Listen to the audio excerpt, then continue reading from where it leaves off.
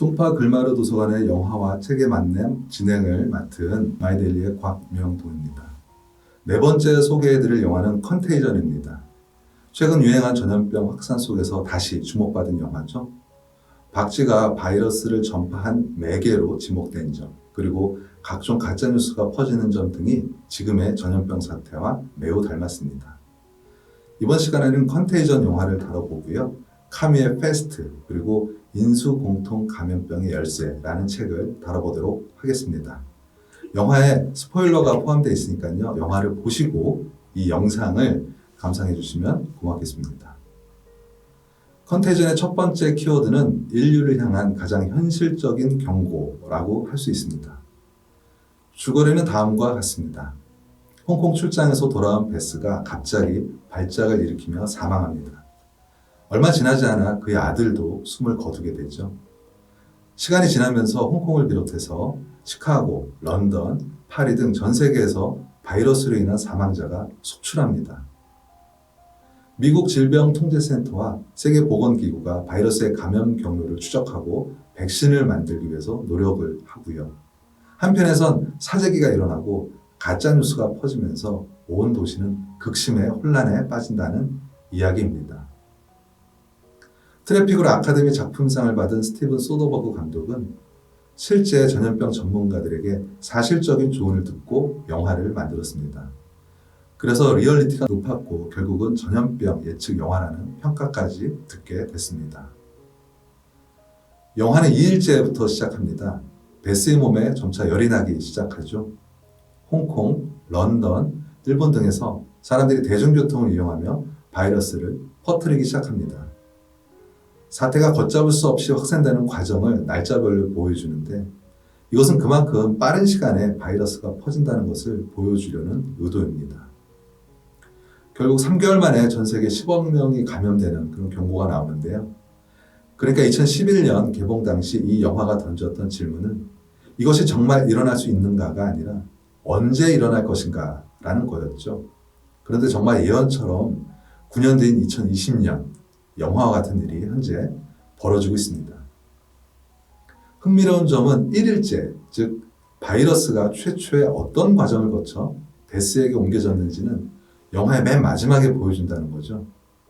살림이 파괴되고 오갈 데 없는 박쥐가 돼지에게 바이러스를 옮깁니다. 이 돼지가 홍콩 호텔의 주방장에게 건네지고 주방장이 베스와 악수를 하면서 바이러스는 급속도로 퍼집니다. 인수공통 감염병의 실태를 아주 정확하게 보여줬다는 점에서 현 시대에 주목받는 영화로 떠올랐습니다. 특히 사태 초기에 우왕좌왕하는 관료들의 모습을 보여주는데요. 이는 현재 수많은 사상제를 내고 있는 몇몇 국가의 현실을 반영하고 있습니다. 지금 보시는 스틸컷은 최근 뉴욕시가 하트섬의 무연고 고지에 전염병 희생자들을 매장했던 모습과 무척 흡사하죠. 아마 이 영화를 보시면 현재 전염병 시국과 너무나 똑같은 사실에 많이 놀라시게 될 겁니다. 두 번째 키워드는 가짜뉴스의 확산입니다. 이 영화에서 주드로가 연기한 앨럼 크롬위드는 음모론을 제기하면서 가짜뉴스를 퍼뜨리는데요. 특히 개나리 애기 바이러스에 효과가 있다는 가짜뉴스를 퍼뜨리면서 전 세계를 혼란에 빠뜨립니다. 이 영화에서는 개나리 액이라는 액체가 등장하는데요. 전염병 시국에서는 표백제가 전염병의 특효다. 알코올로 입을 헹구면 낫는다. 이와 같은 의학적인 근거가 전혀 없는 치료법이 인터넷을 중심으로 널리 퍼진 적이 있죠. 팬데믹이 대유행을 뜻하는 말인데 인포데믹은 거짓 정보 대유행을 뜻하고 있습니다. 이 전염병 시대의 대표적인 음모론은 생물 무기라는 주장이죠. 최근 미국과 중국이 서로 상대국이 만든 생물 무기라고 음모론을 제기하고 있습니다. 이 영화 컨테이전에서는 테러 가능성을 또 다루고 있죠. 미국 국토안전부는 추수감사절 연휴를 앞두고 테러를 하는 게 아니냐, 조류 독감의 무기화 가능성이 있느냐 등의 말들이 나옵니다. 현실과 너무 흡사한 상황이어서 깜짝 놀라실 수 있습니다. 세 번째 키워드는 위기 속에서 빛나는 헌신과 사랑이라고 정할 수 있는데요. 우리도 전염병 사태를 겪으면서 의료진과 공무원들의 헌신이 큰 주목을 받고 있습니다. 시민들도 타인을 위해 자발적으로 사회적 거리 두기를 하면서 성숙한 시민의식을 보여줬죠. 컨테이전의 의사는 자신을 희생하면서까지 백신 실험을 감행합니다. 덕분에 좀 더 빠른 시간에 백신을 만들어낼 수 있었습니다. 베스의 남편 리치 엠호프는 아들을 잃었지만 딸은 함께 살아남았습니다. 그런데 이 딸은 남자친구가 있었죠. 이들은 바이러스가 확산되는 위험한 상황에서도 서로를 그리워하고 사랑합니다. 결국 백신으로 안전해진 상황이 왔을 때 이 둘은 집에서 조용히 춤을 춥니다. 이때 배경음악으로 흐르는 음악이 U2의 All I Want Is You입니다. 내가 원하는 건 당신이라는 메시지잖아요. 이 영화가 강조하고 싶은 것을 이 노래로 잘 드러냈다고 볼 수 있습니다. 사회가 아무리 극심한 혼란에 빠지더라도 서로를 위해주는 마음이 있다면 위기를 극복할 수 있다는 메시지를 함께 담아내고 있습니다. 컨테이전과 함께 읽어볼 책으로는 알베르 까미의 페스트를 추천할 수 있습니다. 마크 트웨인이 이런 말을 한 적이 있죠. 고전이란 누구나 읽어야 하는 책이라고 말하면서도 아무도 읽지 않는 책이라고요. 까미가 페스트를 쓴 것 정도는 누구나 알고는 있죠. 그러나 읽어본 사람은 그렇게 많지 않을 겁니다. 전염병 시대에 꼭 한번 읽어볼 만한 책이라고 말씀드릴 수 있습니다. 1940년대 오랑시에서 페스트가 퍼집니다. 쥐들이 피를 토하고 죽어나가면서 위기감이 감돌게 되죠. 공무원들은 두려움 때문에 현실을 외면합니다. 초기 대응에 실패한 거죠. 많은 사람들이 죽어나가고 결국 오랑시는 폐쇄됩니다. 가짜뉴스가 난무하면서 페스트를 소독한다는 이유로 사람들이 술을 먹기도 하고요. 잘못된 정보로 방화를 저지르기도 합니다. 여기서 중요한 인물 4명이 등장하는데요. 의사 리웨는 원칙주의자입니다. 기자 랑베르는 외지에서 오는 인물인데요. 파리에 있는 아내를 만나러 가기 위해 오랑시를 떠나겠다고 합니다. 타루는 페스트와 맞서 싸우기 위해 보건대를 조직하고요. 파눌루 신부는 페스트는 신의 형벌이라고 주장합니다. 리웨는 마치 최근의 전염병 시국에서 환자 치료에 헌신을 다하는 현실 속의 의사를 떠올리게 합니다.